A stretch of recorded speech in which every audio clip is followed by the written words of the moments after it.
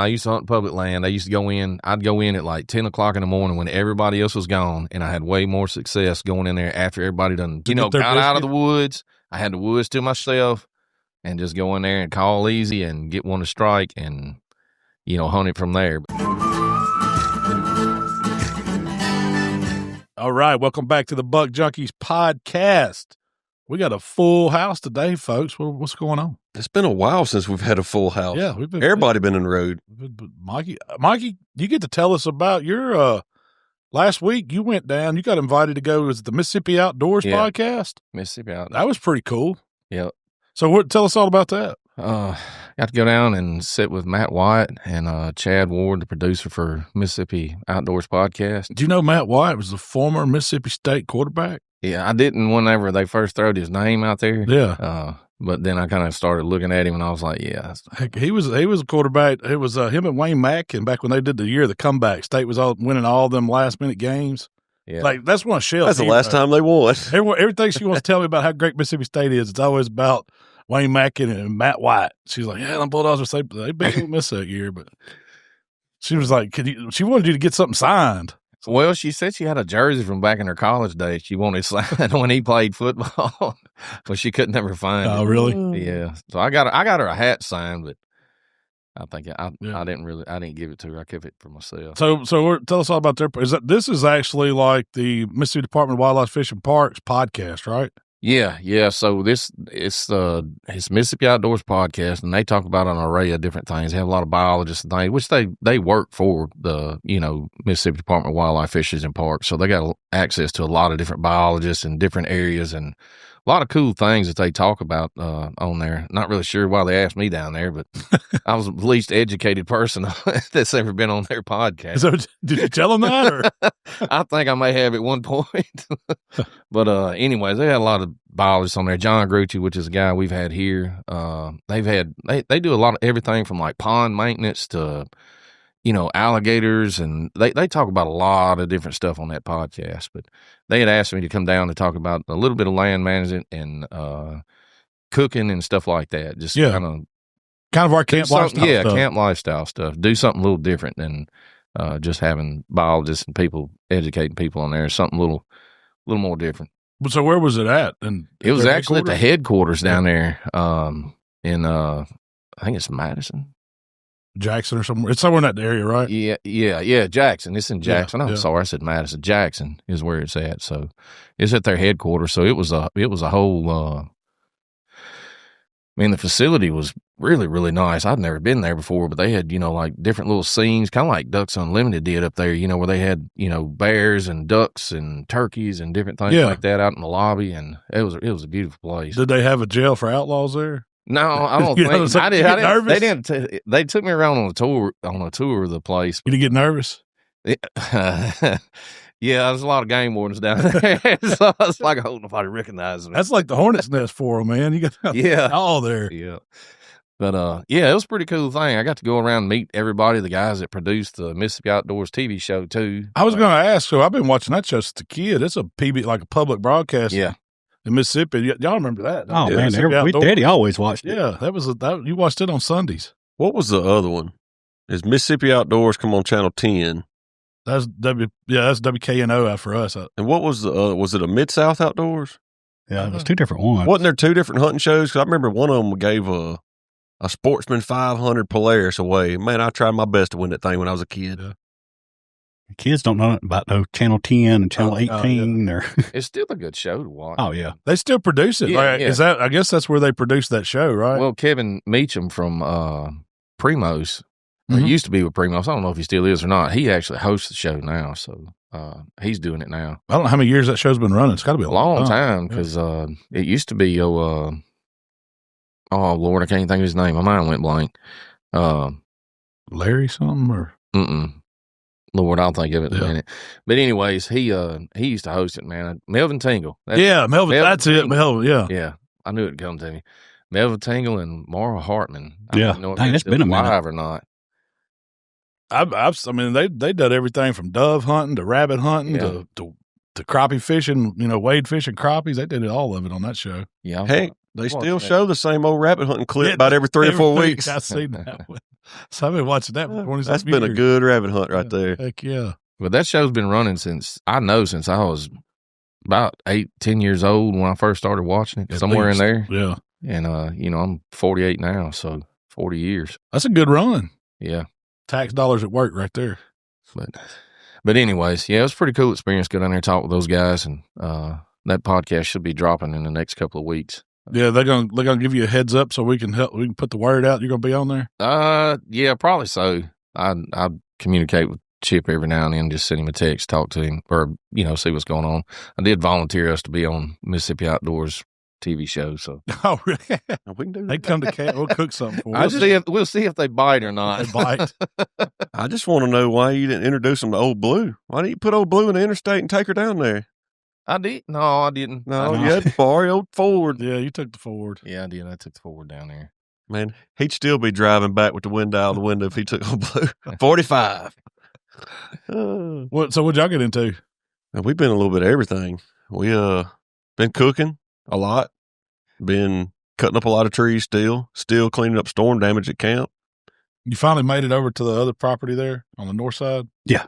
Me and Mark got over there Tuesday, I guess it was. How bad was it tore up? Now, we kind of showed a video on how the main part where that storm came through there behind our shop. It was sections. All one big wad. I mean, it was probably 100 yards, and it was, just a mangled up mess. It's amazing that old house trailer survived that, right? I don't know how. It'd have been so scary to be in that thing.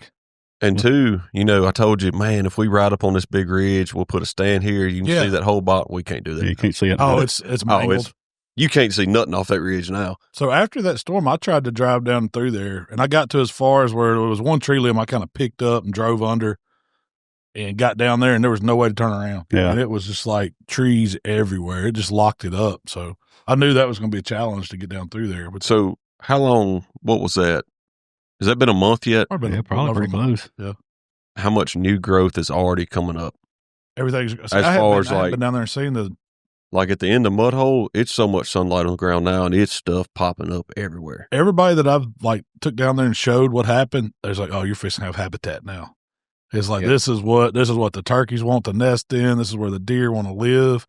It is ugly as it could be, but it's just thick and gonna be lush. Oh, it's gonna be graved up for sure. Yeah. Well, that was one thing that I had a couple of guys ask me about. Is what are y'all gonna do with all them trees? Let a logging company in and get the trees. I was like, nope. I'm leave them laying. Yeah. I'm not going to mess with them. Get the ones out of the road. We got to get out of the road and leave them just natural bedding and, just leave those trees laying on the ground. I mean, that's. Oh, in 4 or 5 years. Well, y'all identified. So Mark and Jamie kind of got a plan. They've been pulling some of those trees to the side. Some of them are going to use firewood. Because we do burn some, but you found some hickory trees. Found hickories, walnut. Cherry. I know there's a cherry tree down. There's a cherry tree down. Me and Jamie got skunked on a cherry tree the other day. Was it hollowed out? No, I was on the machine and Mark, let's cherry trees. Yeah, let's cut it. Like I was 100% cherry tree, and like it had the bark of a cherry tree. It wasn't. Have gumballs on it, did it? No. This was a legit. I still don't know what it is. Yeah. It looked just like a cherry tree. I mean, identical. I took a picture of my phone and freaking whatever said cherry tree. Google ID. And I started cutting it up in splits, and that wood, the heart of that tree was as bright yellow as I've ever seen, like highlighter yellow. And I don't know what it's got the little green leaves on it, just like, the wild cherry trees do at our house. Yeah. But I don't know what it, wasn't good redwood. It wasn't cherry. But no, we got some walnut, we got a couple hickories, and it's anything that's got like light pole, like tree trunks that's no limbs that are 30 or 40 foot long, we're cutting them and rolling to the side. Like, I don't know how many we scooped up the other day. That was probably 20, 25 that's, if we need to use for a bridge or something like that, we'll just stack them up to the side and use them. Yeah. I'm ordering a log splitter. Yeah. Are you really? I got to do that. Yeah. That would come in handy. But I'm like you, Mikey. I don't think we need to get anybody to come in there and try to get them. They'll do more damage. Yeah, they make a rut. If you were to clean that up, it looked like it was, looked like it was select cut or clear cut or something like that. When you start getting equipment in the woods and it starts tearing up, all that browse that's already up, they're going to knock it down, kill it, be hydraulic fluid and diesel fuel all over everything. And well, then now you look at, even though it's been probably a month, Some of the trees that blow over, the roots are still in the ground enough to where the trees are still alive. So I mean, they're natural hinge cut. That's right. Acorns is supposed to be all up in reach. But they'll die out eventually. But still, I mean, we've got one that's been down that had done that, and it's been there for 2 or 3 years. You look at the cattle ranch. Them guys there are cleaning it up to where you can't even tell that a storm hit, but they're doing it for cattle. And like it looks, like you say, it looks beautiful. Yeah. It looks great. But they're doing it for pasture. Yeah, that would never work in a wildlife situation. And that's what ours would look like if they came in to clean it up. Like, they can't get the equipment in, so they're going to knock down more trees to get to the good trees that are on the ground. So now you're losing more and more trees. So, yes, for our goal, it's a bad idea. We're not in it for profit. No, and it's not a tree farm. I hate we lose them, but it's still, we're in it for habitat. And this is just what happens with habitat. I mean, you think if it was on national forest and something like that happened, they're just going to let nature do its thing. So. It fast forwarded something we had to do anyway. It did. It really did. I mean, well, I'll tell you this. As long as we get some regrowth of some new trees. I mean, it might not be in our lifetime they'll be that big, but they'll be there for future generation. I got this question for everybody. When we were kids in school, I was always told in biology class that whatever that tree looks like above the ground, that root system is that big, if not bigger. That's under what I the ground. thought too. That's BS. That's complete. Because you look at some, like an oak tree, it branches out. And like you were told in school that the root system of that oak tree is as big, if not bigger, in the ground. Like a mirror image of itself. Yeah. Basically. Oh no. And then these trees, now the roots do go out as far as the limbs do on the tree, but they ain't as stout enough. It must be like hair, like fiber roots, or something like. I don't think it's got like a deep tap root like a pine tree. A pine tree ain't gonna hardly blow over roots. It's got a small tap root. Most of the roots on oak trees stay up at the top of the ground. They're not very deep in the ground, so that's why most of them go. But also, do you think it has something to do with age? Because you look at the oak tree in my front yard. I had the box blade out there the other day, and I was 40 foot from the base of the tree. Dude, I hit a root big around my leg, and it stopped that freaking tractor. And I was way away from that tree. But none of the trees blown over. None of them's got a root system like that. Yeah. But that's a great big old freaking oak tree in my front yard. Well, what you don't see below the ground is like the root system is going to go for water. So wherever there's the most moisture in the ground that's a lot of times is where the roots are going to disperse to or try to get to.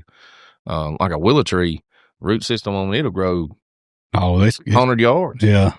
I've seen them when I used to work for the city, we've had them get into sewer pipes, and they would be all the way up the sewer pipe 100 yards from any tree out there, and you couldn't figure out where those roots came from, and it'd be a willow tree 100 yards down the pipeline. Just running to the water. That had got in the pipe. It was just searching for water, so it would get in there, and it would be just little fibrous roots, just wads of them in there. They'll do it to pond levees. They'll do it. They did it. It's doing it to our pond levee. Well, do you think a lot of that has to do with like how thick the woods are? So you look at the woods down there where those trees are down, it's thick.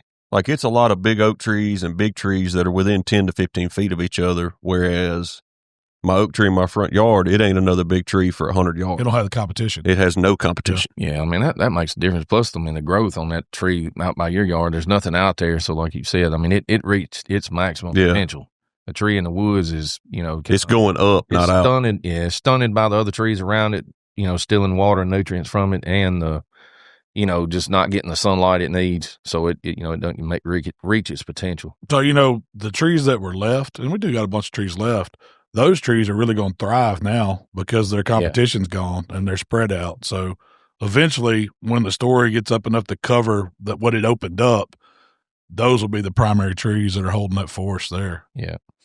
But it looks bad now, but like up there at Stanley's where that tornado come through, like it's thick, but you look how much sage grass, like when we were looking for your deer, how much sage grass and growth was out there in the middle of it. So that's a prime example. That's the same kind of habitat that we're going to have. Y'all been hunting that tornado damaged property for how many years? Well, that tornado come through there. And big deer come off that every year. Has that been 20 or 21? So 21. Almost 5 years probably. And now it's so thick that you can't. Yeah, some areas that, you can't walk through. But the deer stay in it. Yeah. I think once you take that and burn it in the spring, who knows what's going to come up. Because that property there has never been burned. How much vegetation, how much is that going to change on top of the tornado cover, and then we burn it 2 years from now? Yeah. So y'all been down there since we've started planting this past week and seen what the fire has done for the woods we had. What's y'all's take on that? It's a jungle. Yeah, when you ride by the pines, you know, I was actually thinking about that yesterday when me and Jamie were coming out from planting that cornfield. I was riding by like in the pines in there, and like right up against the pines, the edge of the pines where you can see in the woods there. Usually it's just kind of pine needles and not really. There may be a few sprigs of something coming up in there, but I mean I could see ragweed, poke salad, briars, honeysuckle, all this stuff that normally I didn't see that much of it, and the whole ground is covered in it. And that's the native browse that you won't pop. That's the native stuff you want in. Briars and honeysuckle, what I want to see. I noticed that the other day. The last day that I went hunting in there I guess it was next to the last day before season closed. And it was so green. When we got off in those pines, we didn't walk the trail. We got off in there and went. And I was like, man, there is so much. Like, it's going to be hard to see a bird coming through here now. And this has just been after a couple weeks. Yeah. Because it was slow. At first, I was like, man, I don't know about this fire.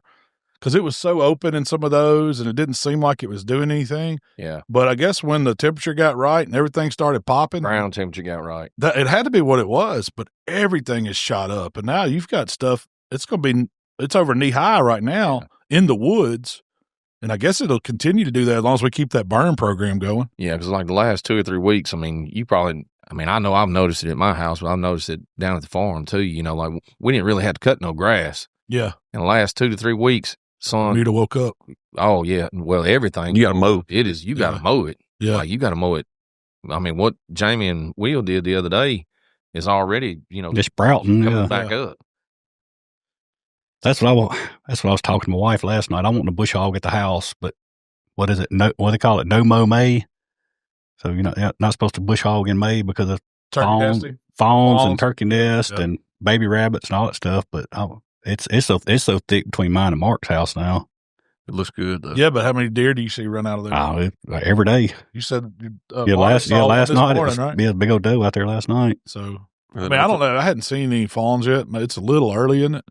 I would say usually it's they about might have some down now, maybe anything that probably got read, you know, October, November, early November. You brought up something very interesting to me this morning, and I guess it was a guy. What was that guy's name on the video you were watching? You brought it, come in the office and showed me. Dr. Crow. It was Dr. Yeah, he's about spikes. Yeah, well, I watched that. He had that board. I watched it too. Every one of those antlers were a 1-year-old deer, yep. And it had them from nubbin bucks all the way up to some it looked like little 8 points. They were. Now this was a 15-year study, I think he said, 13 or 15-year study. They captured all yearling bucks off of one ranch or one farm and cut all the horns off of them that first year. And then they stuck them on that board, and then they tagged all of them and then turned them back loose. And then they just kept up with them as they got killed, like how old they were and stuff like that. And at the end of the study, all the deer that they had captured on that one ranch, as they were killed off once they got mature, he said the ones that got mature, there wasn't much difference in the racks from the spikes to the young 8 points that were. Yeah, so from your nubbin bucks to the ones that were a first year, 4x4 or whatever, when they reach maturity, there's not much inches difference at all. Yeah. And that right. And so the unique thing that I thought about that was, so, you see them, you see people, oh man, there's going to be 11 points their whole life. If they're a 6-inch spike or whatever, you might as well kill them. Or these little nubbin bucks ain't going to amount to nothing. That's not necessarily true at all. At all. They have debunked that.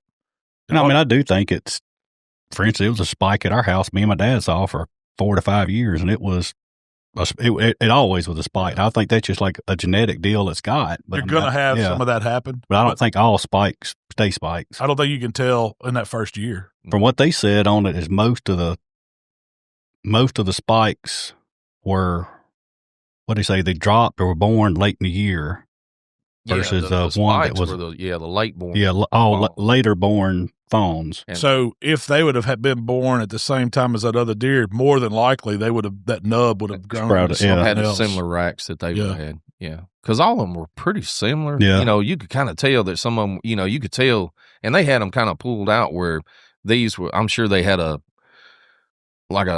scientific. Whatever you want to call it. But anyways, those spikes were probably all the deer that were born in, June or July. And these were the ones that were born in, this month, because they were all in kind of a row. Yeah. There, So that makes me ask, So I understand that bucks start breeding late October. That's what you see, some early rut activity. That's what kind of kicks in. So those will be those does that have those fawns, say this time of year, May. That's going to give that deer more growth time. Well, when whatever triggers them, I guess it's hormones or whatever starts triggering those bucks to shed and their antlers to get hard.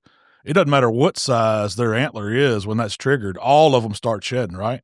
And so the nubs shed off. It's like that nub's not going to grow another 6 inches because he's not big enough to shed.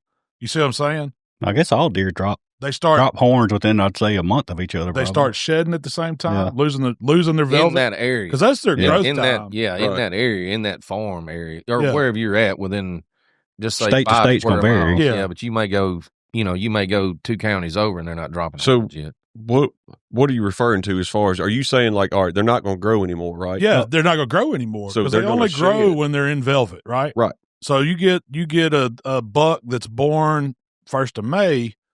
He's got another 6 weeks on one that's born in mid-June. Yeah. And so they're still going to shed. They're still going to start getting hard at the same time. You're talking about shedding velvet. Yeah, shedding velvet, not shedding horns, shedding their velvet. Yeah. That means they stop growing. That usually happens in late August? Early September to you start seeing mid-September. And so that deer just didn't have enough time to grow like the other ones. If they would have been equal, they probably would have been about the same. Yeah. I mean, within a range, I'm sure. You're born earlier, you got a little head start for that year. Yeah. Well, I always wonder too, if say it's a button buck or something that hasn't broke skin, can that shed when it comes spring? Like, what happens to those small nub bucks? It has to fall off. I'm sure, or does it just like dissolve like calcium deposit or something? Well, if it don't fall off, I'm sure it's like a scab or something. It just hardens up on top of his head, and then the new horn will just push it off. Well, you can look in that video on that board. He showed some. He had some that weren't even an inch. Yeah, they would probably. So they had cut them off, but they were probably through the hide or barely through the hide. Like if you are a heck of a shed hunter, you find old nub buck with old 1/4-inch nubs out in the middle of a pine thicket. Yeah, that's no doubt. But I'm sure that they have to drop them because it has to. Yeah, something's got to happen. Yeah, it has to. Yeah, I'm sure those that don't come all the way off, they just get pushed off when every new growth comes in. It just pops them off. Yeah. Well, we're starting to see them pop back now. They're putting out nubs right now. We didn't find near the sheds this year like I thought we would, even after we burned. Yeah, I don't know. I only found 2 sets, I think. 1 set? No, I only found 1 set. I found one half that day, Minnie. I found one half. I mean, I don't know what the deal is with that. That one year, it felt like we found 50. I guess because we probably found years before that just been laying. Never did look for them. Yeah. Really. We got to wait and hunt sheds every 10 years. Yep. But hey, so a lot of people, we've been running our Rolling Thunder contest. Yeah. And it's came to a close. Turkey season's over. So you're going to get, what are they getting? What's the winner getting on this one? Oh, Lord. They get 6, 7 mouth calls. 6, 7 mouth calls. I think a slate call, a box call. Hang on. I'm going to see if I can pull it up. It was a whole bunch of stuff. It's all Rolling Thunder stuff. Now, this is going to give you plenty of ammunition to start your turkey practicing for next season. So yeah, if you get all this, your wife's going to definitely be unhappy between now and next turkey season. Oh, yeah. You're going to have to practice every week. Bear with me. I'm trying to. We had some great videos on this. It was a lot of fun.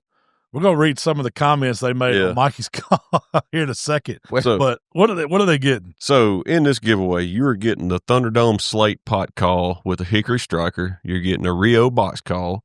You're getting a classic logo unstructured mesh hat.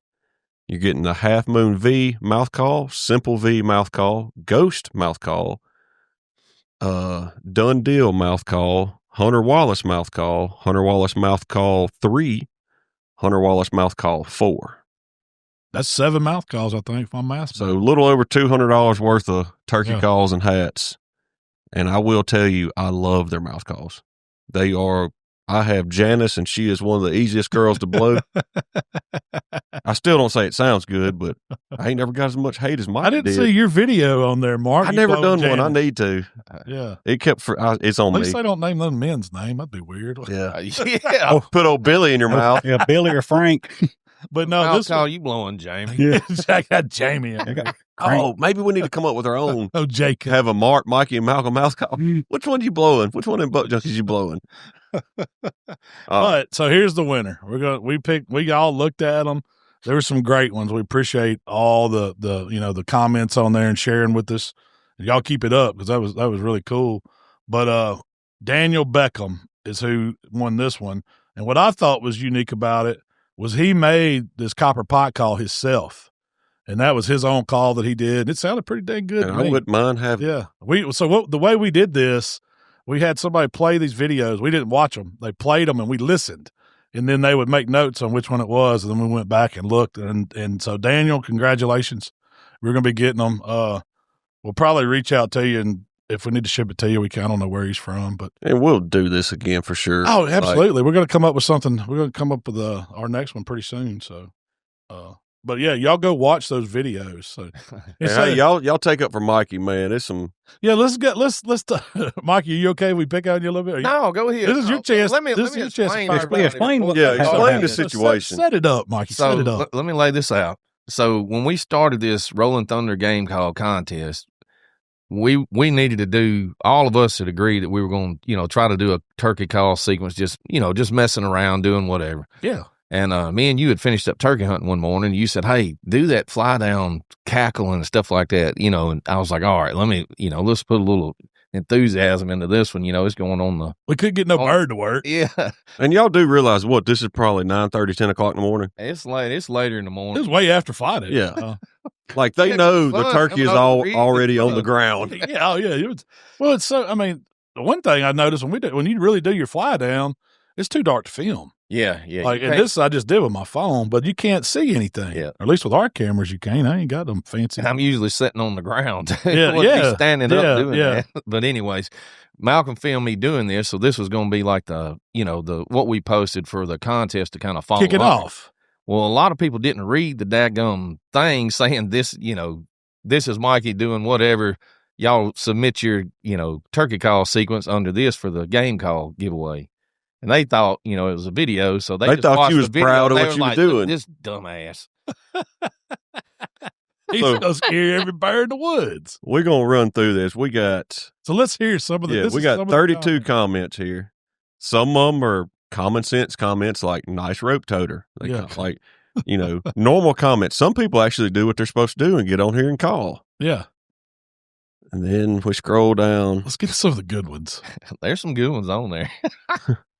This one here ain't bad. It's kind of funny. It says, sound like you flew a mile. That turkey flew from the other side of the county to come down for that cackle. He had a long way to go to get to the ground. Yeah. We ain't going to mention no names. If you hear your comment, then we know we're talking about your dumb ass. We still appreciate the comment. Yeah, we do. It's entertaining to us, so y'all keep them coming. Roast us. We don't care. Crickets. Ain't heard nothing. Ain't heard no birds. Man, he must be hunting with me. Yeah. Where's your gun? And still not a peep. This a little late in the morning for a fly down. No joke. Yeah. Y'all are getting ready for bologna sandwich. Like, we way past the. Oh, we was living on the biscuits. Only thing we was hunting after that. Let's see. Not a peep. Turkeys don't yelp flying down. You sound awful, and that's why you're not hearing anything. Shut the up and go play golf. Oh man, dang! You don't want me to. Freaking! I'll mention his name. Oh, Tom woke up on the wrong side of the bed. Gotcha. He was upset with me. He got you. He must suck at golf. He think turkey calling bad. He ought to see us at golf. Yeah, that's it. We're way worse at golf. Speaking of golf, we been at the Rolling Thunder golf team. You probably seen my truck parked close when he was hunting. So he probably did. Mr. Dallas House, he just made a simple, that was pitiful all the way around. That was pitiful. But then I think he must have been on the toilet or something because he stewed on it for a minute. He got back on here a few minutes later. Oh, he let it go again? He had to let it go. He said, these guys you deal with on one ridge over on public land when you're actually working a bird. By the way, they got there at 6 a.m. Goblin time is 6:04. And yes, we all heard him cough and fart when he loaded his gun. Talked to his buddy, got his coffee with his loud ass truck, and then he owled. That's the comment of the daggum year right there. Yeah. Oh, it's good. He says, how or many honestly, times has that guy been messed up on public land? Yeah. Sound like a owl or monkey 7 times back to back and didn't hear anything. Howler monkey? Yeah, whatever a howler monkey is. Oh, that's one of them loud ones. And then somebody just makes a common sense, Dallas, that's a risk you take when you hunt public land. And then he goes on another tangent. Yeah, this guy's getting He somebody shot his bird. Yeah. Like somebody has called his bird. Oh, Dallas and Tom need to get together and hash this out. He had one of them 400-yarders working. He could see him every once in a while, and then right before he got halfway, somebody blasted. Well, Dallas, if you listen to this, let me give you a bit of advice about hunting public land. Don't go in the mornings. Yeah. Wait till let everybody get that out of the system. That's right. When I used to hunt public land, I used to go in. I'd go in at like 10 o'clock in the morning when everybody else was gone, and I had way more success going in there after everybody done got out of the woods. I had the woods to myself, and just go in there and call easy and get one to strike, and hunt it from there. But yeah. If you're having trouble in the mornings when everybody's in there trying to hear them gobbling, chasing them. Have you ever... It'll put you in a lot better mood if you go about 10 o'clock, hunt from 10 to 2 on the government woods if it's that thick with people. That's a good one right there, though. That's so they got to get therapy. Man, if he's that mad at turkey hunt, no wonder they don't come to him. He's cussing at him. High stress right there. Yeah, you got to bring some better karma than that. Yeah. Oh, let's see. I hunt them. What an insult! Hang out by the truck. That's the ones I like. Let everybody walk in 2 miles. I'm gonna hang out by the trucks and see. That's the birds you see when you come out. I mean, surely that many people didn't think this was Mikey being serious. It was kind of comical. Well, if Malcolm would let the video play out, I was grinning from ear to ear. Oh, he did a little dance at the end of it. It was a good one. Good thing all that wasn't on there. I know. Dude, sit down. Pro my ass. We ain't no pros. I promise you we ain't no pros. Come in silent. He's already gone. Some people just love to listen to their own calls. That's me and Malcolm. Me and Malcolm just be calling to each other out there. Them turkeys like to hear them. They just don't like to come to them. They'll talk right back to you. Jamie's strategy next year. I'm going to put Mark on one end of the property and you on the other end of the property. Me and Jamie are going to sit in the middle. We're going to run them to you. Word. Yeah, we're just going to kill them as they come by. We'll charge for that. Call that turkey drive. Yeah. Come out there, just let us call. Let us come to your public land. We'll drive them to you. Yeah. But no, man, it's a good thing we don't crappie fish because between turkey hunting and crappie fishing, we'd piss the whole outdoor industry off. Well, that's the reason I got this tennis elbow from crappie fishing. We ain't never claimed to be an expert. Never will. Never. And there were some solid callers on there. Like all those. Oh yeah, there was. No, there was a bunch of good people. I mean, there was a lot of good callers on there. It was not easy deciding who was going to win that thing. And it really wasn't about the best. To me, I was just going for what I thought sounded cool. Sounded cool. Yep. Getting them them kids getting involved. Like some of them kids sound better than I ever dreamed of. Yeah, absolutely. Oh, like when was it NWTF? That young boy, he was good. I would say he was either 8 or 12 or somewhere through there, real young, and he used no diaphragm. And I love strictly like his own sound. I love watching that mouth? Out of his mouth. Yeah. I mean, they was like, I think they was closing their eyes, imagining they was a turkey. I mean, it was pretty cool watching them do their little strutting and dancing around. I just need to take the time and learn how to be. That's my problem is I don't pick up a turkey call until about 30 minutes before we get out of the truck open in the morning. I'm like, okay, we can get this. You got a year right now. You start practicing. Because there's a lot of some of them guys on them diaphragm calls do sound like they do all that kiki run and whatever that junk's called. Like, man, that sounds so cool. But I don't know if y'all have heard a whole lot of turkeys. None of them sound the same. No, they're all they all sound terrible. Terrible sound. I love being a deer stand. Marlboro hen out there just making noises. You ain't got to be a daggum pro turkey caller. You ain't got to be able to do a contest to call a turkey. No, there's a buddy of mine that kills several turkeys a year. He can't call a lick with a mouth call. Can't call a lick. But he still kills turkeys, push button. Yeah, Yelper. Yelper. Yeah. That's all he uses. Now, it means on good property, but he only uses a push button yelp. What? Okay. And it sounds terrible. When he gets that thing out, I'm like, God, there ain't, and they'll answer him. If you had to give somebody one tip on how to kill turkeys, what would you tell them? We're going to go around the room? No, you just throw it out there. I know what I'd say. First, you got to hunt with some turkeys. If there ain't no turkeys, you ain't going to. It don't matter what you sound like. Yeah, if you're in a spot that's jammed up with turkeys, it ain't hard to kill at all. I've killed some.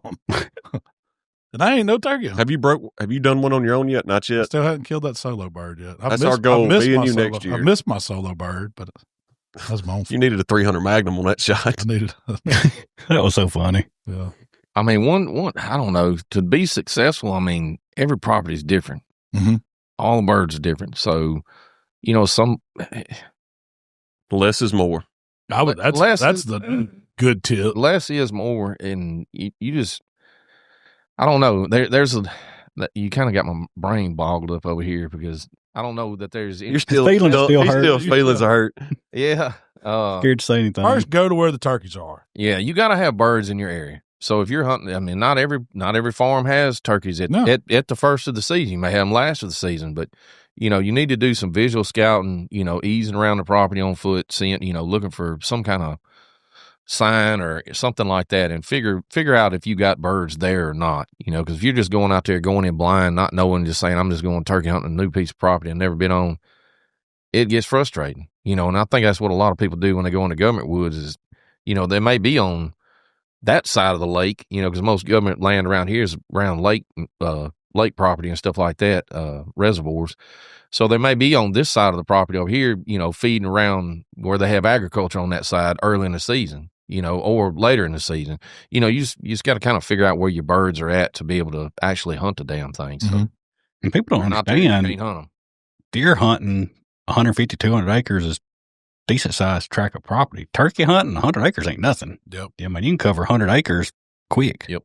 Especially if it's like down when I remember hunting with Daddy in Ashland.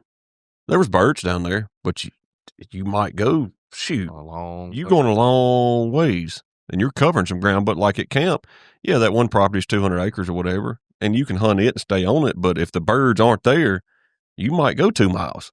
You might put some yardage in, Yeah, because I mean, we didn't hunt cypress the first part of the season because like right there at the end of deer season, we had a lot of pictures, and then from deer season to turkey season, or right before turkey season, we had a lot of pictures of birds around there.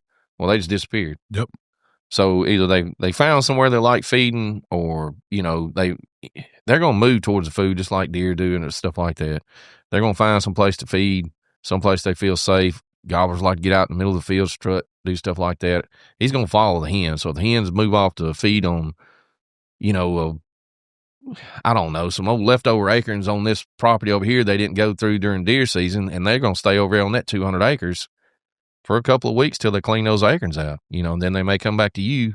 You got food plots left over from deer season. They may want to get out there and peck in those. So the hens come over here and start feeding in those. And looking for nesting areas. Start looking for nesting areas, the ones that are, have bred, and start getting in your grass fields and stuff like that. Then gobblers will follow them, so they do migrate a little bit, from one area to the next. They got a way bigger range than you probably think a turkey does. Yep. They can cover some ground. Yep. It's just it's a game, man. Go to where the turkeys are, and then the next tip I give you, hide. I get blowed out so much by turkeys by not thinking enough about what I look like, my big self sitting on a tree. And once I figured out, man, I got to kind of brush in a little. I can't just sit down like y'all skinny guys. That's what we can do. I got to get in a bush. I got to have me something to break this up, After all that trees blew up, size. I think it's you moving and you wiggling. It has nothing to do with size. You can't sit still. Yeah, well, I'm learning. I mean, we always wonder why Michael couldn't sit still. Now we know it's your fault. Yeah. You bred it in him. With all these trees blowed up, we need to get you some stump camouflage. Yeah, no doubt. Just a root ball or something. Yeah, next year our setup's going to be Malcolm behind the blow down. Yeah, that's where I need to put his barrel over the top of it. There you go. Hey, that is. You back up in one of them treetops, we'll all be hid. Yeah, that's. Well, I don't like the blinds. It's just something about. I feel like I can't see. Being in a blind, it's just uncomfortable for me. I feel like I'm moved, but I don't like it. Yeah, still very few times I like to hunt out of a blind. It'd have to be like a field setup where there's nothing you can hide in, nothing around, Well, that, and which direction the turkey's going to come from. Yeah. Because a lot of times they're going to be behind you. Who knows? I got in trouble for calling out Rachel on her 2 missed birds the other weekend. Oh, yeah. So they did she got redemption. With the South Dakota? South Dakota. How did that go? I'm assuming they all got some. Jody doubled down the last evening they were there, and then Rachel killed hers that Sunday morning before they left. What was the hunting like in South Dakota where they went? Did they give you the breakdown? I hadn't talked to him. Had to be windy. I hadn't talked to him like in depth, but my grasp of it was kind of like it was when we went on the bison hunt. Kind of big rolling hills, open sage grass, a lot of thickets and cover like down around the creeks, like in the bottom of the ridges and stuff. but she had a video of them on roost that was just, I think she said it was 23 or 24 all in the same tree. And you want to talk about a cool sight. And that was one of her birds she got that morning. They come off roost and then come to her. But it was sound like a good hunt. We might have to look into South Dakota. I might get behind that. I would love to go up there. I bet it sounds a lot like what we were doing in Texas, Mikey, where it was like there's limited roost trees. So when you find them, they're all grouped up, but just getting in close to them is the hard part. You just guess right, and then they come your direction. They'll come actually to a call. They gobble at 4 o'clock in the morning. You know. So were those Miriam's? I'm guessing up there then. I think you asking the wrong one. Tom. It was a turkey. Yeah, it was a gobbler. I bet you they were. I didn't look at the pictures, but I bet you they were. But that's why I want to go up there. I want to shoot one of those. Yeah, I like hunting different terrain other than just Mississippi all the time. Well, that and you ain't got to worry about laying them down beside a snake or ticks in South Dakota when it's 40 degrees, 30 degrees. Them ticks be, we was running that chainsaw last week. Man, I felt like they were all over me all day. Yeah, they're leaving. I see why people do what they do now, you know, hunting them from south to north around here, just the weather change. Because you look at the turkey woods when we started hunting. I love hunting early season birds in Mississippi, and you know, over there in Arkansas where I came from, that'd been a great place to hunt early in the season. Mm-hmm. But man, when you get into April, especially as you know, it's gotten warm here earlier than it has in the past. Because I've been cutting grass for over a month now.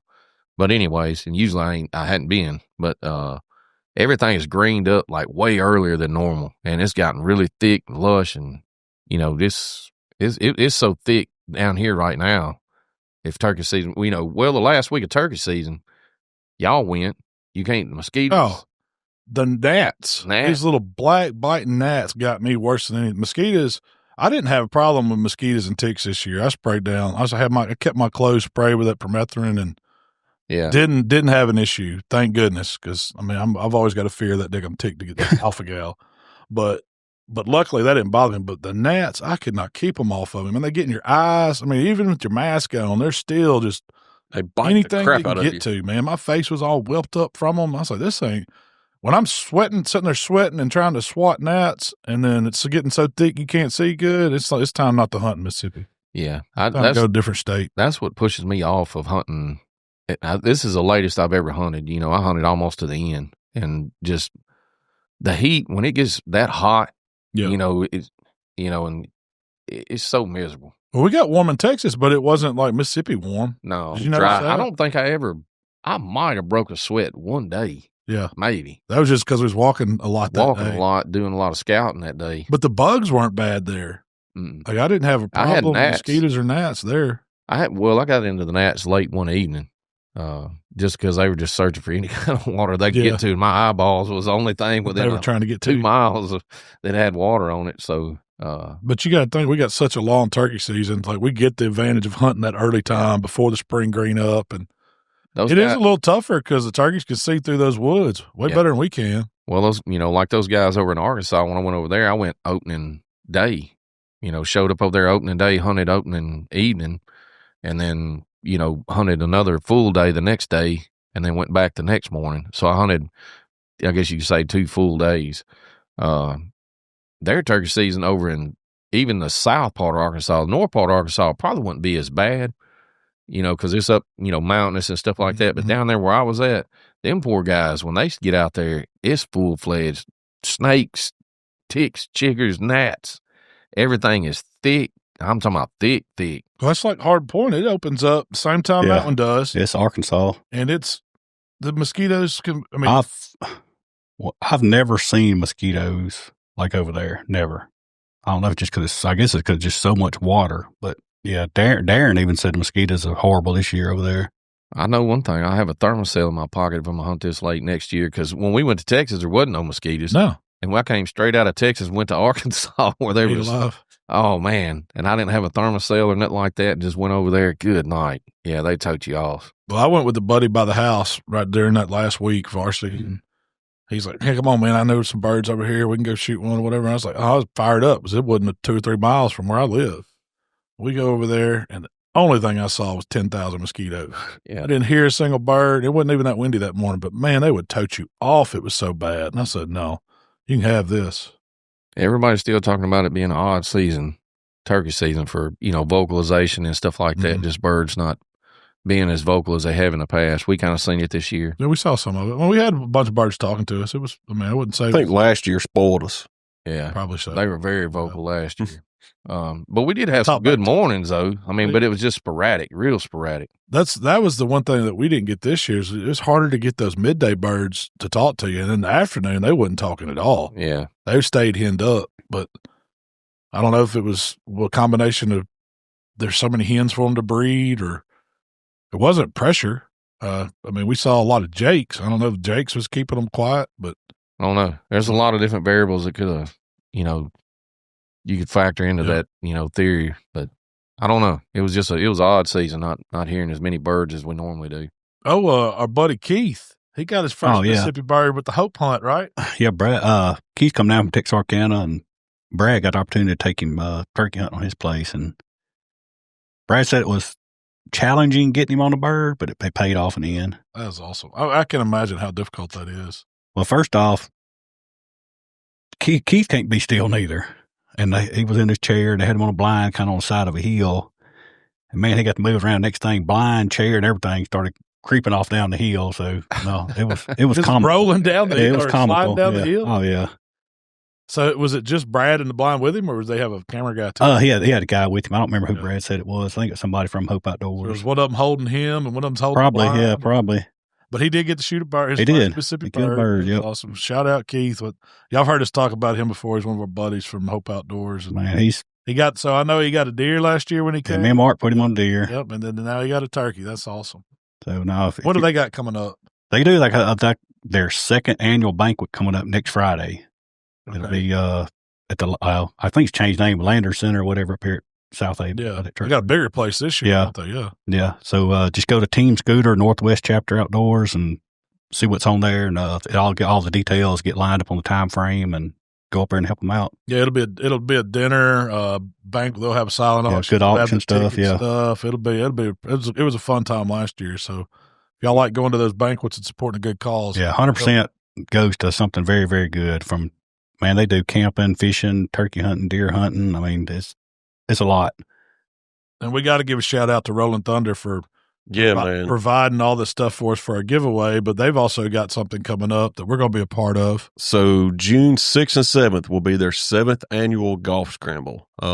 This will be our first time being involved, so we're excited. We're no golfers. We're not scrambling to golf. We have a team in the golf tournament, or are we just So it's going to be Friday, June 6th and June 7th. On Friday, there is a whole hog dinner provided by all of us, y'all's trulies. Yep. It says Malcolm Reed, but he's probably going to point, tell us how to do it, what we're doing wrong. I'm going to be there for entertainment. There you go. And then Saturday's the actual golf scramble. Registration starts at 8, and then you have open a message and a shotgun start at 10. So where's that at? Play golf. What is that? Somerville, Tennessee. Or Oakland, Tennessee. It's up Highway 64, not too far outside of Memphis. Yep. 220 Fair Oaks Drive, Oakland, Tennessee. But no. Is that their headquarters, or is that where the golf? I think that's where the golf thing is. Yeah, is that where we're going to be doing the dinner at the golf course? As far as I know. So, because I've never been to their shop or whatever, but it's right up there. It's in Somerville. Somerville's not a big town. I think they're doing some kind of like raffle as well, and then I think let me see here. It's a fundraiser for the Carl Perkins Center. Yes, and that's a child advocacy center. Yep. Prevention of child abuse. It's the Carl Perkins Center. 2, they're going to have on Friday night with the hog dinner is going to be live music by Park Hillbillies. Okay. So we're going to have a band, and we're going to have barbecue and good times. It's going to be a dang good time. Not going to play golf? I'm not a golfer. I'll drive the golf cart. Obviously, I'm not a golfer. Yeah, now I could do that. We can do the cart driving. That's what I could do. We're going to take our I could get on the golf cart with the cart girls, ride around and sell beer. That sounds like right up my alley. Yeah, you're pretty good at selling. And be a DJ? Yeah. Heck yeah. It's going to be a good time. And they've started doing, if you're in the area, they've been doing like a community tailgate cookout like once a month, like Friday night. I think our buddy Danny, Mr. Danny, Big D, went and did that one Friday. I think he cooked catfish or something for him. So we're going to go up there. We're going to get Smoke Slam behind us, and then we're going to try to schedule us up a Friday, and we're going to go up there and check them out.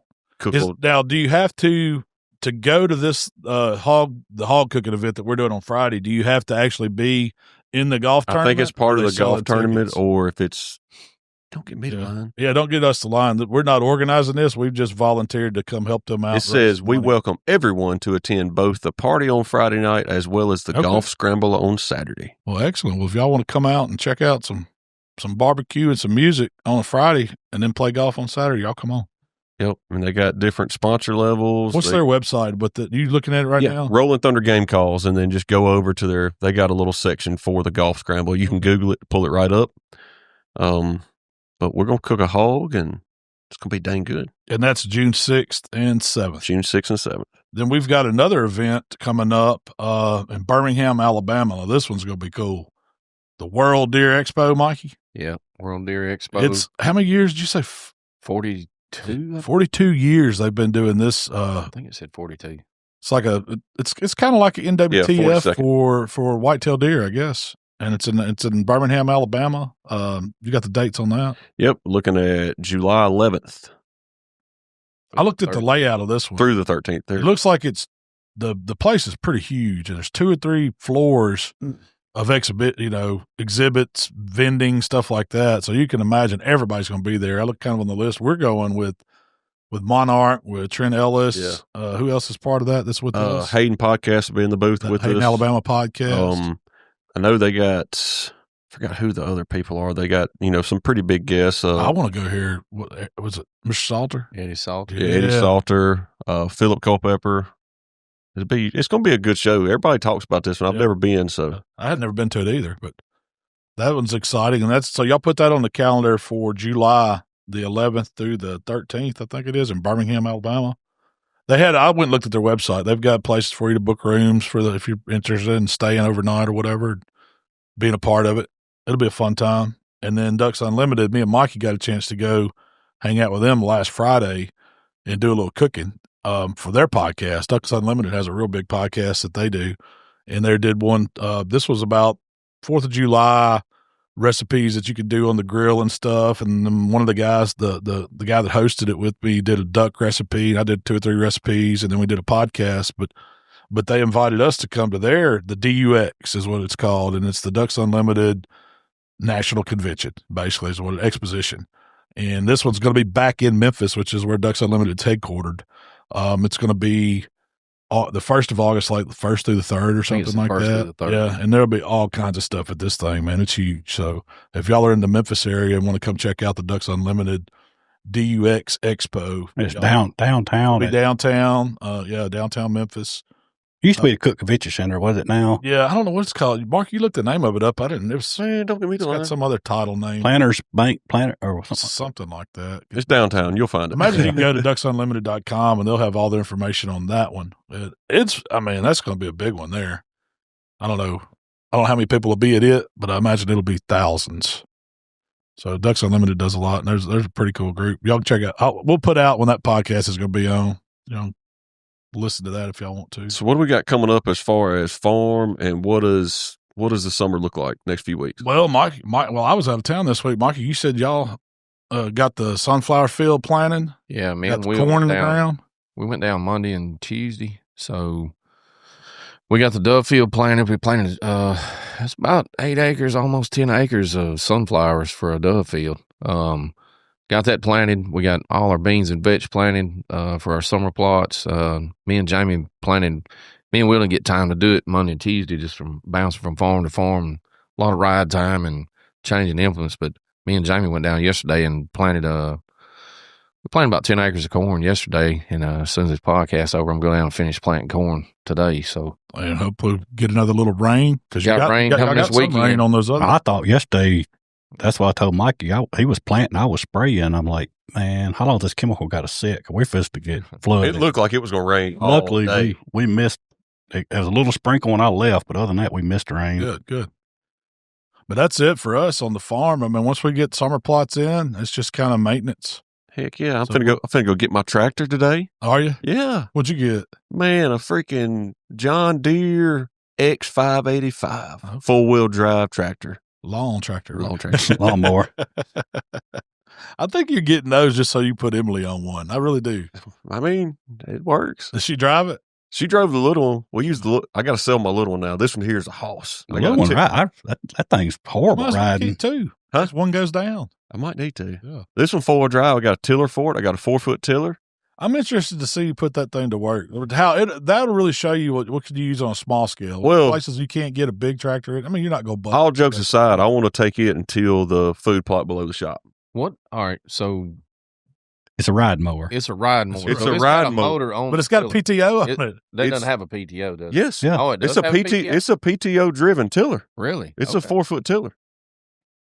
It's got full hydraulic hookups. It's got a 3-point hitch on the back of it. It's got hydraulic hookups for the front of it. Well, it ain't no lawnmower then. No. That's what it says, a lawn tractor. It's a garden tractor. Garden tractor. So that 100-horse tractor, you drop the tiller behind it, and it will push that tractor. Yeah. So Mark's going to drop the tiller on this lawnmower. He's going to be Mach 20 across the rearing a wheelie. You got to do video of that. Well, no joke. All jokes aside, I got this to piddle around the house because I want to do more stuff for the deer at the house. Yeah. And like, we got that to show the example that you don't have to spend $100,000. Yeah, you don't have to piece spend of equipment. Yeah. So now this is one you have found used. I found used. So what's your investment going to be to have all those implements that you could do small stuff? So this is a 2010 model John Deere X585, which is it's a beast for a riding lawnmower. It has a 54-inch deck cutting. It has a legit hydrostatic transmission, just like on the smaller, like 40-horse tractors with PTO, hydraulics, everything. You can run a tiller. You can run a flail mower. You can run box blades. You can run any attachment that I think it's called. Correct me on this. Category 1. Category 1 limited or Category 0 3-point hitch. And then there's tons of companies that make loader buckets for them, which I'm going to get. By the time I'm all fully invested, I might be 65 to 7. Like, and that's not too bad though. No, I mean, and this little tractor's in great shape. Like it's fine. It's 4-wheel drive. It's selectable 4-wheel drive. I mean, it's just like a baby tractor. But, and so Mark been dealing with John over State Line Turf and Tractor, and evidently, like tractors or long tractors like this, most of the time older guys have them. They're very well maintained, and every 5 to 10 years they upgrade. And so he gets them on trades pretty regular, you know. So, it ain't like it's been commercial work. No. Yeah. But I mean, it's a 25 horsepower V-twin, yeah. And it's like most lawnmowers like that, like the engines lay down flat. Yeah. Oh no, this is like a freaking hog, boy. It's got a V-twin upright, 2 pipes out the side. So all else fails, we're gonna turn it into a racing tractor. We can. So it's a hay bale course. No, I want to do some stuff at the house. Me and Jamie's gonna plant some stuff. I got a couple of different like pasture mix seed that's just clover and wheat, everything. We're just gonna plant out. We're gonna see. I mean, we're not gonna shoot if it comes out, yeah, but it ain't likely we're gonna have a monster buck at the house. But we get to sit there. How many inches was that one you smoked this past year? 90, 95. Which one? Didn't you shoot a buck at the house this past year? No. Yeah, you did. No, I didn't. That wasn't mine. Oh, thought it was. Hell, I'd have shot it too. I don't care. I mean, that's the thing about me. We like seeing deer, and then we got our nephews and all this out there at the house, and they get them something to go hunt. Well, you can step out on your back porch or Mark on your front porch. Y'all are looking across each other. It's probably 20 acres or so. Yeah, that feel. But deer stay in that draw, and y'all it's like house deer. Well, it works out because where Mikey's at, it's so thick over there. They stay over there in bed, and then they got a pasture between us and tree lines between us, and they just feed back and forth. I mean, I literally the other day, me and Jeanette counted 18 deer out there between my house and Mark's house. Just they was just eating it was just fresh green grass. There's nothing planted out there yet, but they was just out there eating. Well, Mike, you watch them off your deck. And Mikey's got an acre and forage going on in his driveway. Yeah, Mikey's got his beat on an acre. Well, so you planted those sawtooth oaks. We've 10, 15 years ago or longer than that. Yeah, it's been 15. And they dropped so many acres that the deer just flocked to it. Yeah. I mean, last year they didn't do anything. I bet the ones over there behind Mark Plot on the hill, I bet they dropped this year coming up. Some of them trees are 8, 10 foot tall. 2 of them might be big enough to. They've blown up in the last few years. We originally, I think when you talked about us planting those, you said you're going to have to give them 5 to 6 before you're really. Yeah. And what has it been, 4? This will be the 4th year on them. And they didn't. Year 1 and 2, they didn't do nothing No, as far as growing. They're dead or gone. It's hard to see them unless you really keep them cleaned off. Because I mean, we didn't do it ideal. It was just into some pasture. You know, Yeah. we didn't like keep them prepped. But when you started mowing and spraying and fertilizing, that's what they shot up past year. Yes. I got to get some more than fertilizer pellets put around the trees at the house. But well, that's about it though. Man, we probably will be taking pauses on the podcast. I don't want to say we're going to stop like previous years. We pretty much stopped for the summer and we picked it back up. But there's just not a lot going on. And the stuff we do have going on, we want to come back on and talk about it. So y'all are still, especially events and stuff like that we got coming up. Absolutely. Keep everybody informed on that. Yep. And then if we come back and I got a new tractor episode. Oh, we got to put that on there. Yeah. Review. Here we go. Absolutely. But all right, well, we appreciate y'all listening. Y'all, shoot us a message. We appreciate everybody that jumped up and got on the calling contest. We appreciate all the bad comments. Hey, that gets us fired up too. But thank y'all for listening, and we'll see y'all next time. All right, we gone.